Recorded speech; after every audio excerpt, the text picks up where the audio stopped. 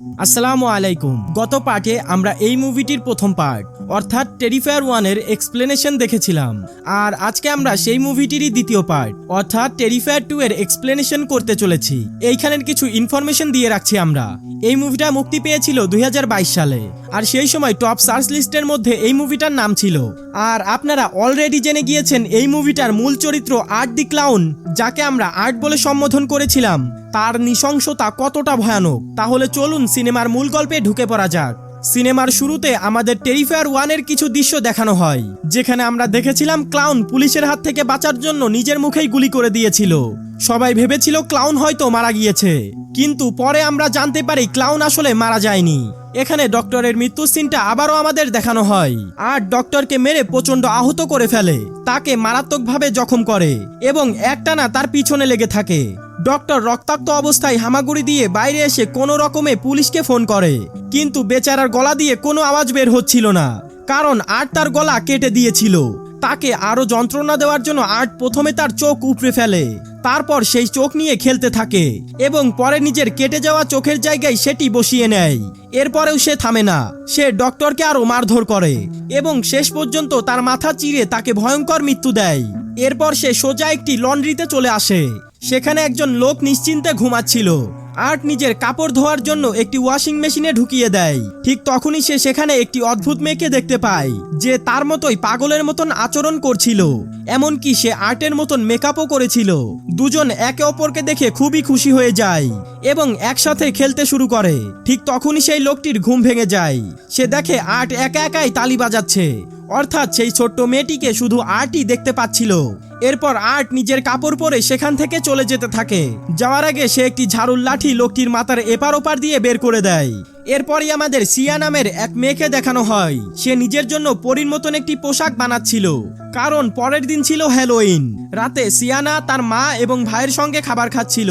সেখানে তার ভাই বলে আগামীকাল সে হ্যালোইনে আর্টের মতন পোশাক পরবে, কিন্তু সিয়ানা এবং তার মা সঙ্গে সঙ্গে নিষেধ করে দেয়। তারা বলে আর্ট কোনো ভালো জোকার নয়, গত বছরে সে 10 থেকে 15 জনকে অত্যন্ত নৃশংসভাবে হত্যা করেছে।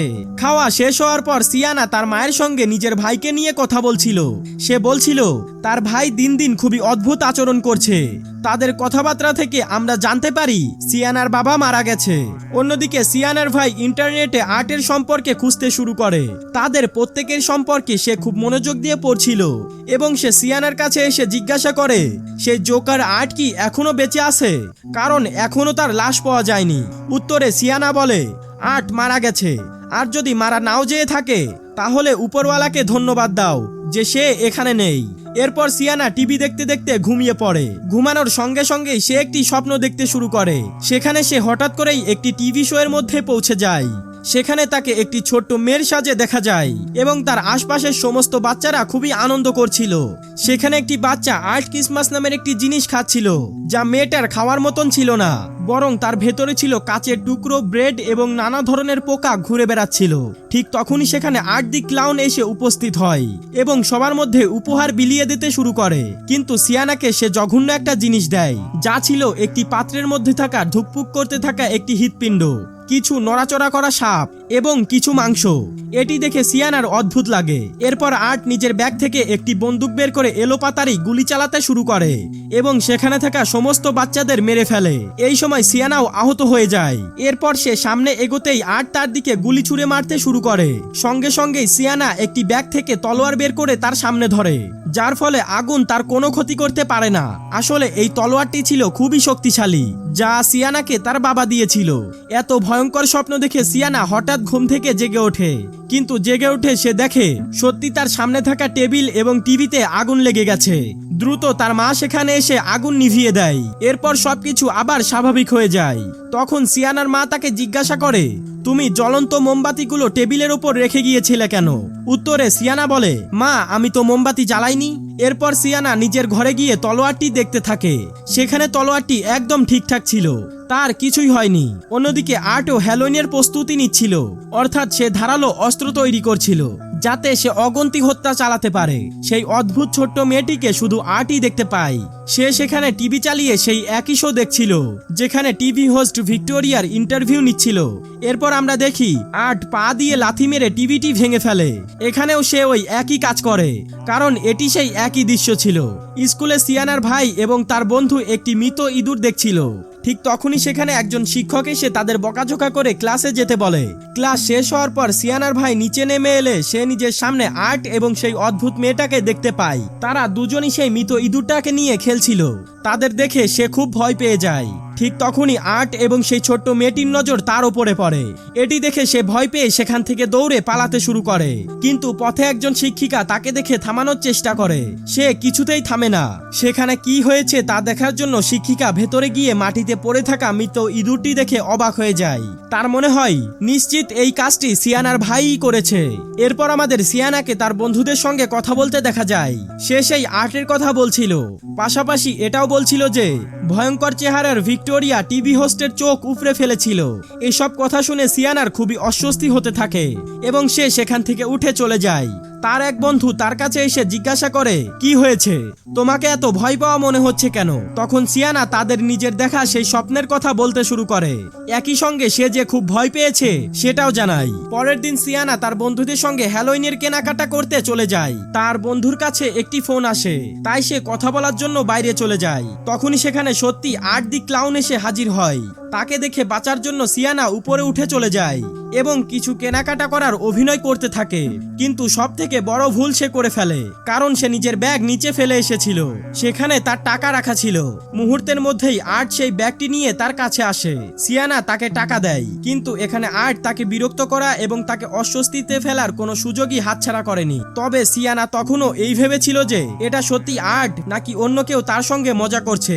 এরপর সে সেখান থেকে চলে যায়। তার চলে যাওয়ার সঙ্গে সঙ্গে আর্ট দোকান বন্ধ করে দেয়, অর্থাৎ যেখানে ওপেন লেখা ছিল সেই সাইনটি উল্টে সেখানে ক্লোজ করে দেয়। এরপর সে নিজের জন্য একটি ছোট্ট বাদ্যযন্ত্র কিনতে যায়, কিন্তু টাকা দেওয়ার বদলে সে নিজের ব্যাগ থেকে অস্ত্র বের করতে শুরু করে। এটা দেখে দোকানদার তার উপরে রেগে গিয়ে চিৎকার করতে থাকে। তখন তার মুখ বন্ধ করার জন্য আর্ট প্রথমেই একটি বোতল দিয়ে তার মাথায় আঘাত করে। এরপর তার চোখের ভেতরে একটি মোটা জিনিস ঢুকিয়ে দেয়, কিন্তু এতে তার মন ভরে না। তারপর একটি বড় ছুরি দিয়ে তার মাথায় আঘাত করে এবং পরে তার গলায় বারবার আঘাত করে তার মাথাকে তার শরীর থেকে আলাদা করে ফেলে। এদিকে সিয়ানা যখন বাড়ি ফিরে আসে তখন তার ভাই তাকে ব্যাপারটি জানায়। সে বলে, আজ আমি তাকে আমার স্কুলে দেখেছি। এরপর সিয়ানাকে তাদের বাবার একটি বই দেখায়। সেখানে একটি ছোট্ট মেয়ের খবর ছাপানো ছিল। সে 10 বছর আগে মারা গিয়েছে। সেই বইয়ে আর্টের আঁকা ছবি ছিল, পাশাপাশি সেই গণহত্যায় মারা যাওয়া সবার ছবিও ছিল। এসবের পাশাপাশি এমন একটি মেয়ের ছবি আঁকা ছিল যে পরীর মতন পোশাক পরেছিল এবং হাতে ছিল আর্টের কাটা মাথা। তার ভাই সিয়ানাকে বলে, এই মেয়েটি আর্টকে মারবে, আর আমার বিশ্বাস এই মেয়েটি আর কেউ নয় বরং তুমি। কিন্তু সিয়ানা তার কথাই বিশ্বাস করে না। সিয়ানার বন্ধু যখন নিজের বাড়ির বাইরে আসে তখন সে দেখতে পায় বাড়ির সামনে একটি ভ্যান দাঁড়িয়ে আছে। সেই ভ্যানের ভেতরে সেই অদ্ভুত মেয়েটি বসেছিল। বিষয়টি তার কাছে খুবই অস্বাভাবিক লাগে, তাই সে আবারও বাড়ির ভেতরে ফিরে যায়। কিছুক্ষণ পর আর্ট তার দরজায় কড়া নাড়ে। সিয়ানার বন্ধু দরজা খুলে বাইরে এলে আর্ট তাকে বলে, হ্যালোইন পার্টির জন্য আমাকে খাওয়ার জন্য কিছু জিনিস দাও। তখন সে বলে, খাওয়ার জিনিস শুধু বাচ্চাদের দেওয়া হয়, বড়দের কিছুই দেওয়া হয় না। এই কথা বলে সে দরজা বন্ধ করে দেয়। কিন্তু আর্ট আবারও দরজায় কড়া নাড়লে সে বিরক্ত হয়ে কিছু খাবার জিনিস ছুঁড়ে দেয়। ঠিক তখনই তার নজর পড়ে আর্টের ব্যাগের দিকে। সেখানে কিছু রক্তমাখা অস্ত্র রাখা ছিল। অন্যদিকে সিয়ানাও হ্যালোইন পার্টির জন্য প্রস্তুত হচ্ছিল।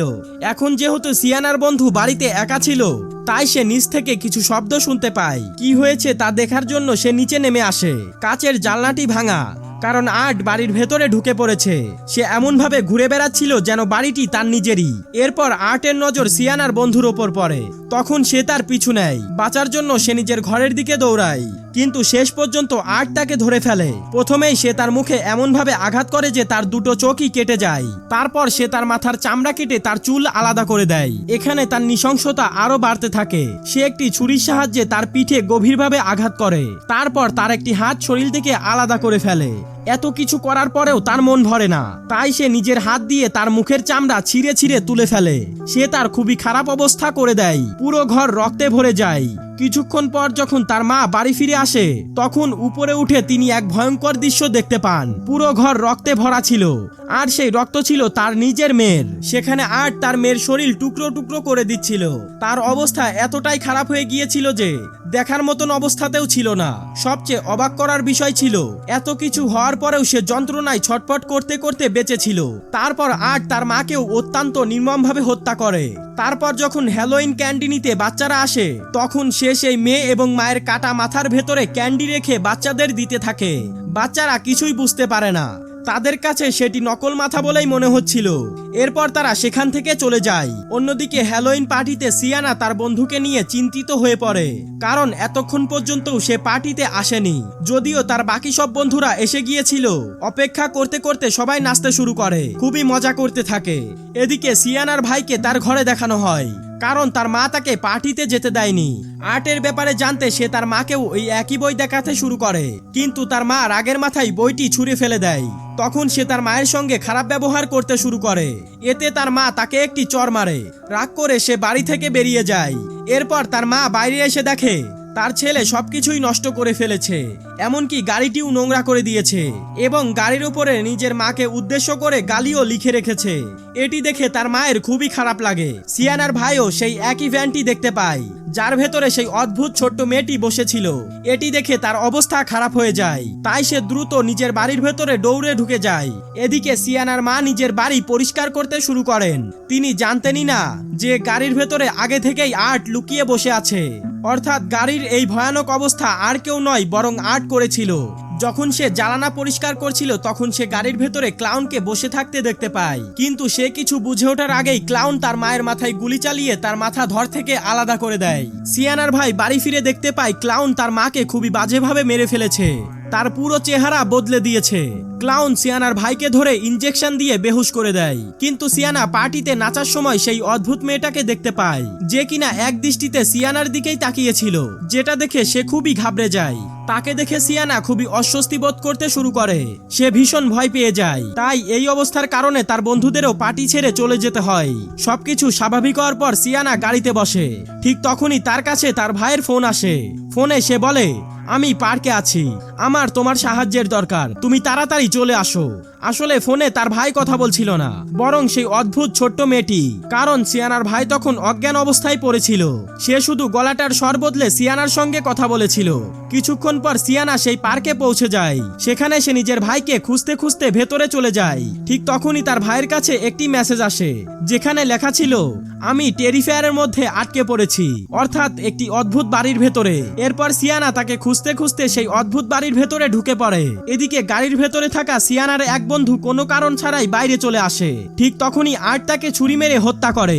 এরপর সে সিয়ানার আরেক বন্ধুকে ধরে নিজের সঙ্গে নিয়ে যেতে শুরু করে, কিন্তু সে আর্টকে লাথি মেরে কোনো মতে তার হাত ছাড়িয়ে সেখান থেকে পালিয়ে যায়। দৌড়াতে দৌড়াতে সে একটি ঘরে পৌঁছে যায়, যার চারপাশের দেওয়ালে রক্ত লেগেছিল। ঠিক তখনই সেখানে আর্ট এসে যায়। সে তার মুখের ওপরে অ্যাসিড ছুঁড়ে মারে, ফলে তার পুরো মুখ ঝলসে যায়। পুরো মুখের অবস্থা ভয়াবহ হয়ে যায়। এরপর আর্ট তার পেরেক লাগানো অস্ত্র দিয়ে তাকে বারবার আঘাত করতে থাকে, তাকে আধমরা করে ফেলে এবং শেষ পর্যন্ত তাকে অত্যন্ত যন্ত্রণা দিয়ে মৃত্যু দেয়। ঠিক তখনই সেখানে সিয়ানা এসে পৌঁছায়। নিজের বন্ধুদের এমন ভয়াবহ অবস্থা দেখে সে ভীষণ ভয় পেয়ে যায়। এদিকে আর্টও সেখানে দাঁড়িয়েছিল, কিন্তু সে সিয়ানাকে আক্রমণ করার আগেই তার পেছন থেকে সিয়ানার ভাই এসে যায়। তাকে দেখে সিয়ানা সেখান থেকে পালিয়ে যেতে বলে। এরপর হঠাৎই সে একটি কাঠ আর্টের পায়ে ঢুকিয়ে দেয়, কিন্তু দুর্ভাগ্যবশত উল্টা আর্টই সেই কাঠ দিয়ে তাকে মারতে শুরু করে। আর্ট সিয়ানাকে এদিক ওদিক ছুঁড়ে মারতে থাকে। এদিকে সিয়ানার ভাইও সেখান থেকে পালানোর চেষ্টা করছিল, কিন্তু আর্ট তাকে ধরে ফেলে এবং নির্মমভাবে আঘাত করতে শুরু করে।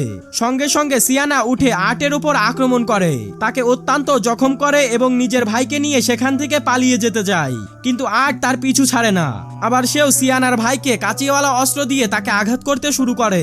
সিয়ানা তাকে বাঁচানোর চেষ্টা করলে নিজেও আর্টের আঘাতে জখম হয়ে যায়। তার শরীরের বিভিন্ন জায়গায় গভীরভাবে কাটার দাগ পড়ে যায়, যা স্বাভাবিকভাবেই তাকে প্রচন্ড কষ্ট দিচ্ছিল। তবুও কোনোভাবে যন্ত্রণা সহ্য করে আর্টের অস্ত্র ছিনিয়ে নেয় এবং মুহূর্তের মধ্যেই পুরো পরিস্থিতি বদলে যায়, কারণ এখন সিয়ানা নির্মমভাবে আর্টকে মারতে শুরু করে। এরপর সে একটি পাইপ আর্টের মাথায় ঢুকিয়ে তাকে ভয়াবহ অবস্থা করে দেয়, কিন্তু পরের মুহূর্তেই আর্ট আবারও উঠে সিয়ানাকে ধরে ফেলে। সে তাকে মেরে ফেলতে যাচ্ছিল, ঠিক তখনই সিয়ানার ভাই বন্দুক বের করে আর্টকে গুলি করে দেয়।